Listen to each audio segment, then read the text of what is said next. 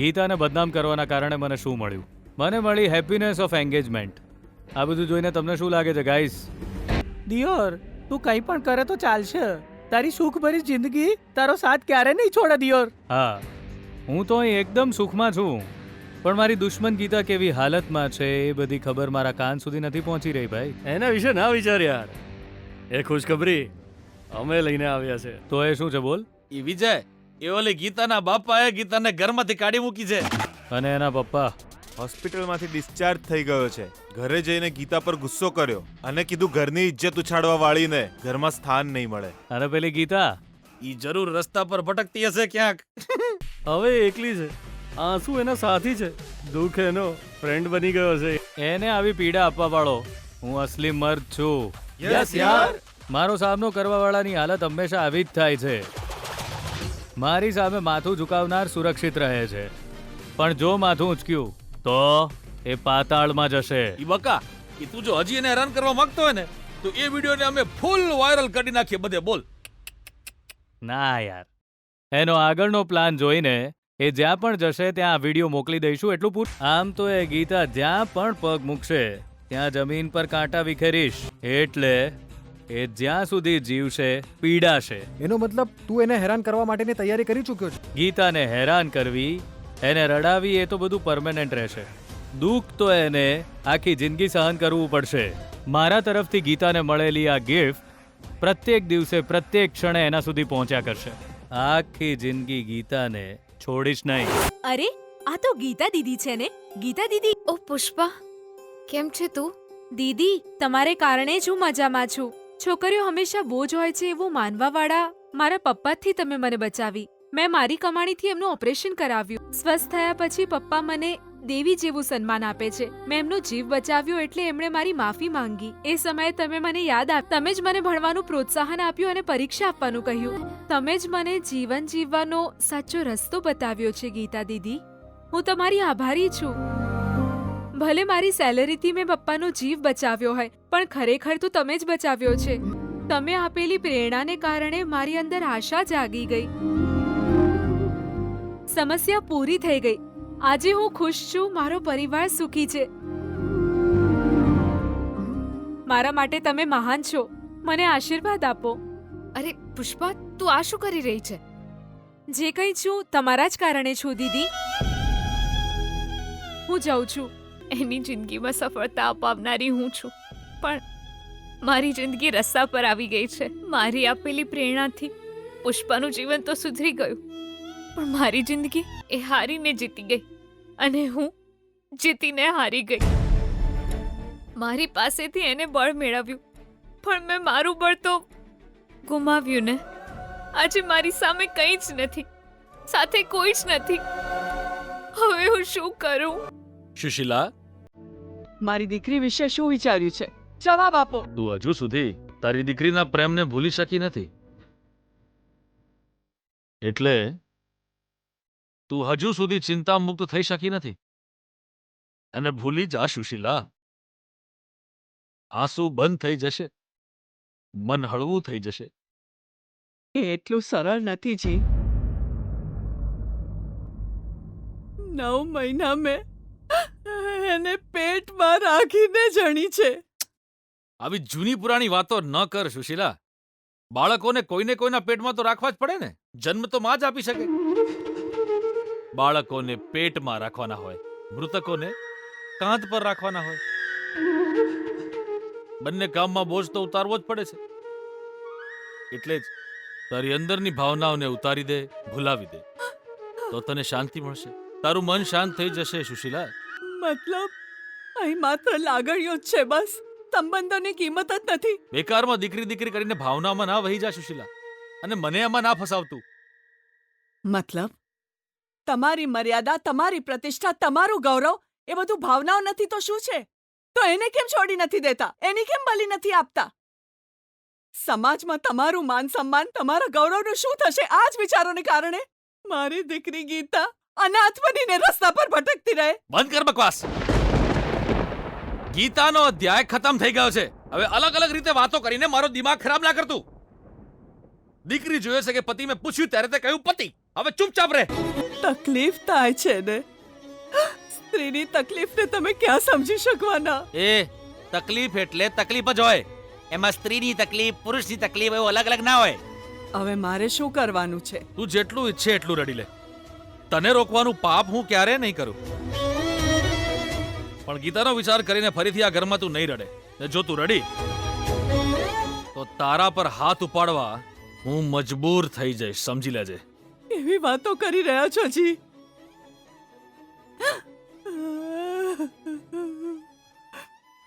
તારી ભાવનાઓની કદર કરી રહ્યો છું એટલે જ આઝાદી આપી છે. રડી લે. બિચારી દીકરી છોડીને જતી રહે તો માનું રડવું તો એટલે જ આજે તને રડી લેવાની તક આપું છું. રડવું હોય એટલું રડી લે. મનમાં જે દુઃખ છે બધું કાઢી નાખ. જો સુશીલા, ફરીથી આ વિષયને લઈને જો તું રડીશું ને તો મારું મરેલું મોઢું જોઈશ. ના ગીતા, તારા પપ્પાને જરાય દયા ન થતી કે હું પીડા સહન કરી તે હેરાન થઈ તું, તારા પપ્પાને બચાવવા વાળી તું, અને વળી અત્યારે એ જ તને ઘરની બહાર કાઢી રહ્યા છે. જ્યારે આંખોમાં ધૂળ પડી હોય ત્યારે અરીસામાં પ્રતિબિંબ પણ ધૂંધળું દેખાય છે. એમાં આપણે શું કરી શકીએ? હવે તું આગળ શું કરવા માંગે છે? એ જ બાબતે વિચારી રહી છું સુકન્યા, પણ કંઈ જ સમજાઈ નથી રહ્યું. હવે તો મારું પોતાનું ઘર પણ નથી રહ્યું, મને સાથ આપવા વાળું પણ કોઈ નથી. કેમ અમે નથી? એટલે જ તો યાર મારી તકલીફ તમારી સાથે શેર કરી રહી છું. તું ટેન્શન ના લઈશ, હું ઘરમાં વાત કરીશ. નીચે એક અલગ રૂમ છે, તું ત્યાં આરામથી રહી શકીશ. બાકીનું આપણે પછી વિચારીશું. ઘરની ઓફર માટે થેન્ક્સ સુકન્યા, પણ હું તારા ઘરે નહીં આવી શકું હવે. જાવા દે, હાલ મારા ઘરે આવી જા.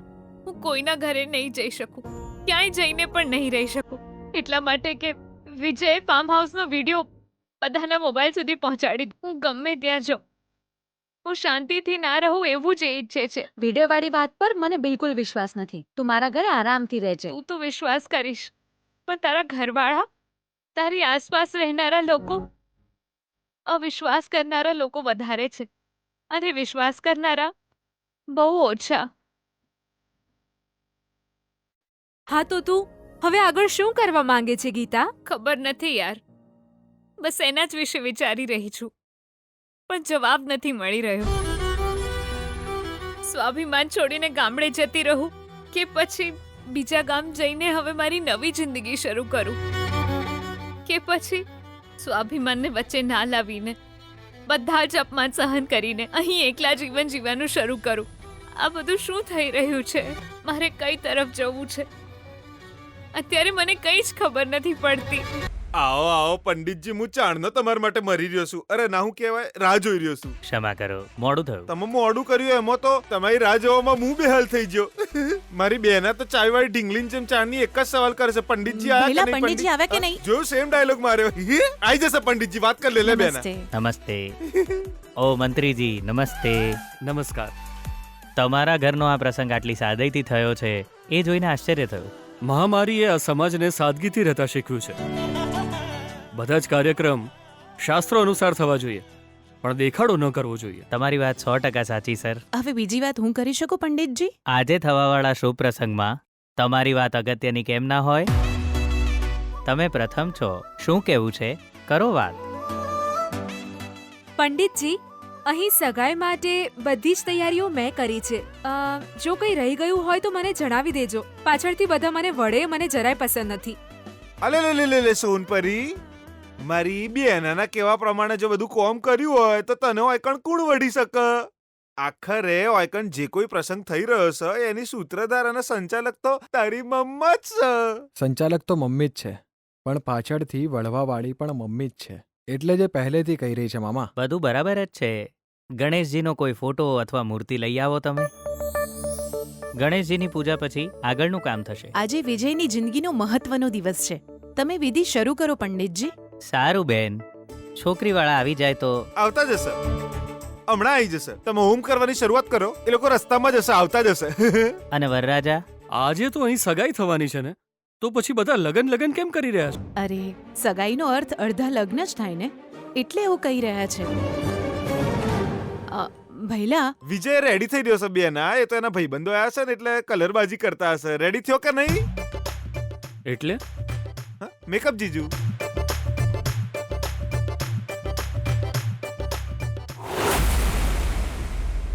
જો ગીતા, બેકારમાં આવું વિચારવાનો ફાયદો નથી. અમારા ઘરમાં બધા જાણે છે કે તું કેવી છોકરી છે. આરામથી રહી શકીશ. હવે તું બહાના ન કરીશ. ના દિવ્યા, મને ભલે સારી રીતે ઓળખતા હોય છતાં એ વિડીયો જોયા પછી મને ખોટી જ સમજશે. અને પછી મારા કારણે તારી પણ બદનામી થાય એવું હું નથી ઈચ્છતી. પાછી તમને બધાને તકલીફ ન થવી જોઈએ. એનો મતલબ તારી આખી જિંદગી તું આમ રસ્તા પર જ કાઢવાની છે? આ છે તારો નિર્ણય?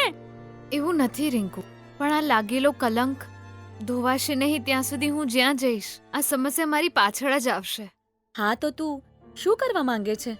કંઈક તો કરવું જ પડશે ને સુકન્યા. મારા પપ્પા માન સન્માનને ઠેસ પહોંચી છે એવું વિચારી રહ્યા છે, પણ એવું કંઈ થયું જ નથી. એ ફરીથી સન્માનથી જીવે એવું કંઈક કરવું પડશે. છોકરીને જન્મ આપવાથી આવું જ થાય છે એ વિચારધારાને બદલવી જ પડશે. એના માટે તું શું કરીશ? એ જ નથી સમજાતું યાર.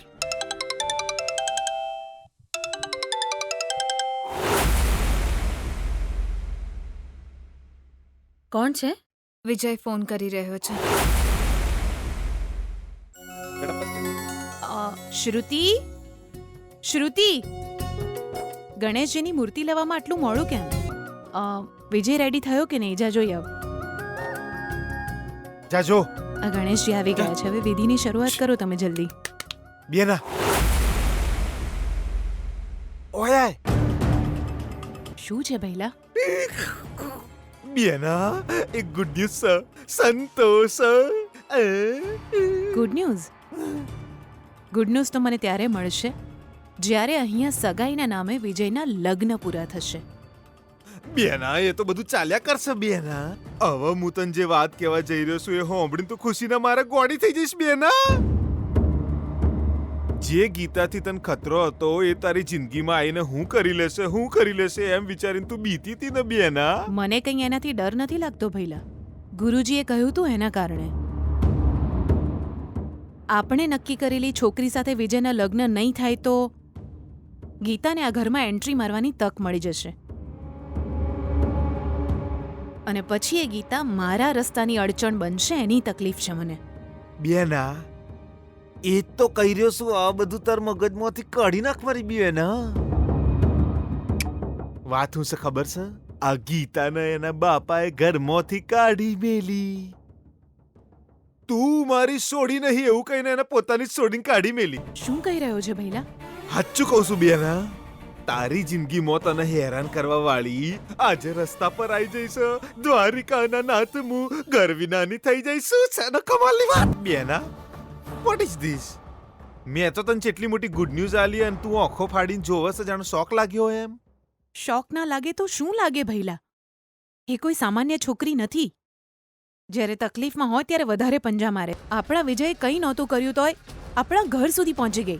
તમારો દીકરો આવો છે તેવો છે એમ કહીને કમ્પ્લેન કરી ગઈ.